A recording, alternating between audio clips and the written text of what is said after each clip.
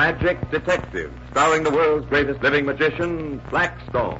He tells you the inside story of crime in the stars.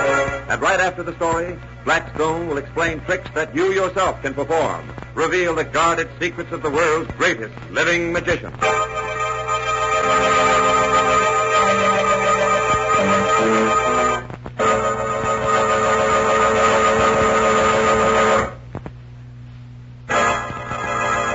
And now, stand by for Blackstone, the Magic Detective. When were you born, Alan? The end of May. Why? Gemini. I would have said he was that type, wouldn't you? Yes, I think so. Dual personality. Very dual. Now, don't tell me you two have gone in for astrology. Oh, just in a small way. Would you like a chart? The chart? Uh-huh. Isn't that one of the long, involved, and complicated things that astrologers make out? That's right. But Rhoda and I have the thing simplified. Yep, we've cut out all the mumbo-jumbo. Here, this is your chart. Let me see this. You will come into sudden wealth. That's wonderful. I could use a little wealth, sudden or otherwise. Listen, is this going to come true, really? Unfortunately, Alan, I doubt it. There was a time, though, when these charts did come true. Oh, yes. Back in the days when Madame Stella was publishing them. Who is Madame Stella? That's quite a story, but... Tell him, Blackstone. Well, I had a tip from the police that many of the thieves arrested lately had these charts on them. They couldn't get anything on Madame Stella, the astrologer who printed them, but they thought perhaps that I could. So I took Rhoda to a small restaurant for lunch the next day. This restaurant, Rhoda, is across the street from Madame Stella's. Oh, I can't say I admire her choice of neighborhoods, whoever she may be. Have you ever visited an astrologer? Oh, I'm a pushover for them. Well, I want you to visit Madame Stella this afternoon. Oh, I'd love to. No, this is business, Rhoda. Huh? The police feel that very possibly Madame Stella is right in the center of an organized crime ring. But they can't be sure. And I'm to find out? Oh, dandy, just dandy. Uh-oh. Look there, coming down those steps across the street. Oh, that bearded gent, who is he? That is Professor Codini, Madame Stella's assistant. Fine. That'll let you see Stella alone. Good. Oh, yeah, great. I just love seeing the heads of crime rings all by myself. Now, look, Rhoda, find out anything you can. Look at charts, examine the whole place. Now, let me get this straight. I go in and I say, Madam Stella, I think you're a crook. The cops ain't got nothing on you, but I'd be obliged if you let me case the joint for evidence. Me and the dicks, we think you're responsible for all these robberies. Quiet.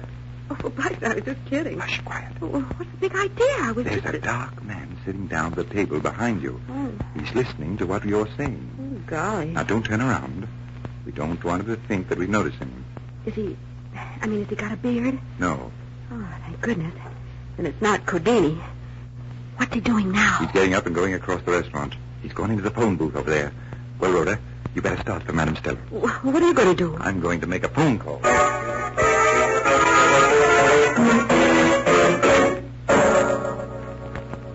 Are you Madame Stella? Yes.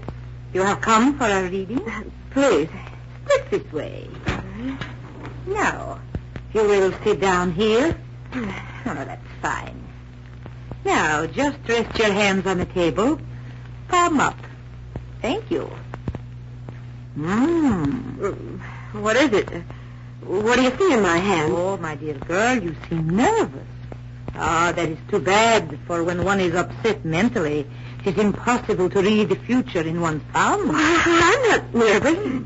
Here, have a cigarette. We will smoke together. No, till you are calm again. Thank you. Match. You like my cigarettes.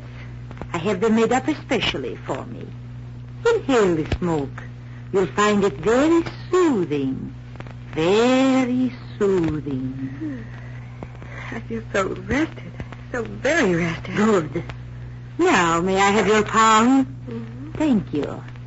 Now I can see so much.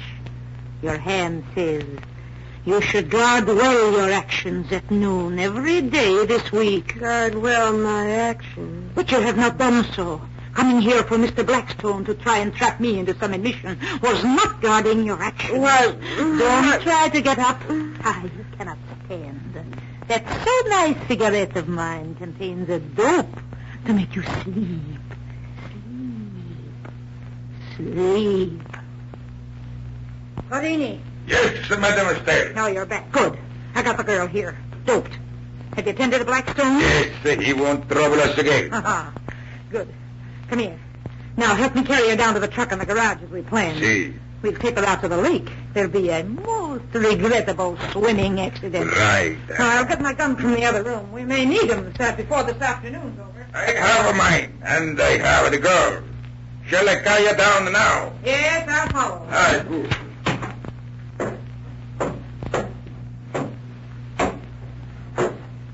She's out like a light. What'd you do with Blackstone? Oh, I tell you later. But don't worry about him no more. Here we are. Now, dump the girl in the back of the truck. I'll open the garage door. No, don't do that. Why not? It's dark. Wait till we get the girl in the truck. I will open them then. We don't want nothing to go wrong. All right. I just thought it was so dark in here. Yeah. There you go. Inside. Oh. She's coming too. Get in with her. Keep her covered. We don't want no yelling. All right. And I will get in too. But who's going to drive if you're back here, Kadini? Oh, this truck, she's already got a driver. Say, wait a minute. This ain't our truck. What's going on in here? Kadini, what are you up to? Don't you like riding in a patrol wagon, Madam Stella? Who are you? Without this false spirit, I am generally known as the Blackstone, the magician. Let me out of here. I'm afraid not. You forget I have a gun. Why don't you use it? Stop this truck and let me out of here, or I will. Go ahead. Surprised, Madam Stella? Oh. You may read palms, madam, but I palm things. That's the difference between us. Here are the bullets from your gun, here in my hand. And now, madam, does your knowledge of the future tell you where you will spend the next few years?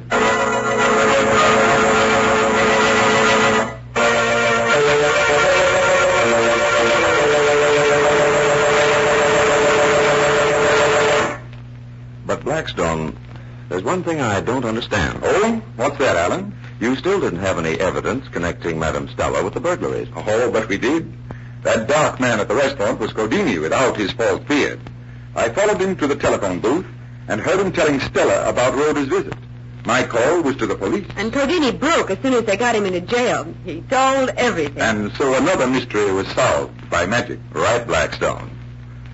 Well, Rhoda, how would you like to meet a real ghost? Oh, now listen, ghosts are all right in their place. Of course they are. But their place isn't around here. Why not, Rhoda? Ghost might haunt a radio studio as well as any place else. Certainly. Now, if we turned out all the lights... I'd go right out with them. Anyway, all ghosts are fake. Now, what makes you think so, Rhoda? Because if they were real, they wouldn't need darkness. If you could bring a ghost into this lighted studio, I might believe in one. Good. That's just what I will do, Rhoda. Oh, now wait. If you're going to make me see things... You won't see things because you're going to shut your eyes and keep them shut. How do you know I'll keep them shut? I'll show you. First, I raise my forefingers and point them toward your eyes. Yes? And what next? Well, close your eyes. I'll close them. And now I place my forefingers gently against your eyelids. Yes, I feel them there. Now, here comes the ghost. Feel it, Rhoda? Wait, tap my forehead twice. And there it goes. It brushed across my hair. Steady now. I'm going to take my fingers from your eyelids. Now, open your eyes. What do you see? Well, I see your forefingers still pointing at me. But do you see the ghost? No, it's vanished. Unless the ghost was Alan. Well, I couldn't have been the ghost, Rhoda. I'm way over here at the other side of the studio. Oh, so you are. Well, somehow this is getting uncanny. Don't tell me it was just a trick. And that's all it was, Rhoda. And if you can't figure it out, I'll be back in a few minutes to explain the ghost trick.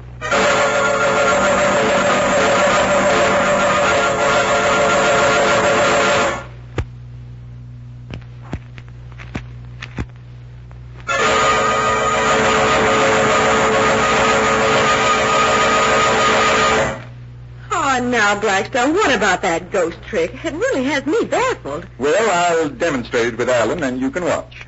Are you ready, Alan? Ready? I point my two forefingers straight at Alan's eyes and tell him to close them. I've closed them. Now, Alan, I'll place a forefinger lightly on each of your eyelids. Only you watch, Rhoda, and see what I really do. Why, you're moving your left hand away. Correct.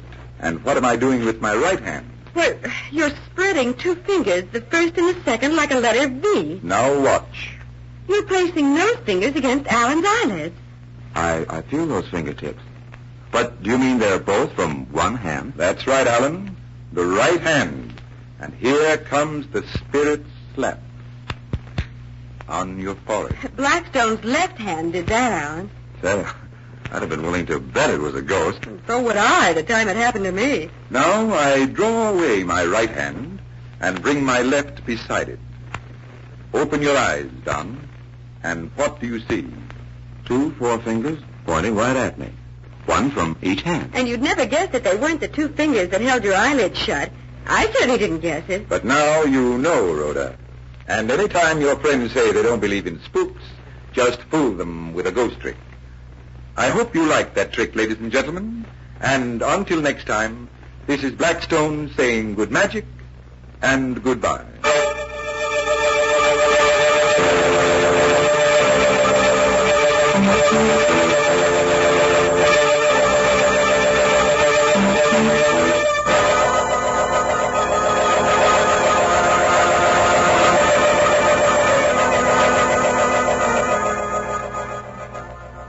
Be with us next time when the world's greatest living magician, Blackstone, tells us the story of the Devil's Cauldron and explains more tricks that you yourself can perform. Listen in again to Blackstone, the world's greatest living magician.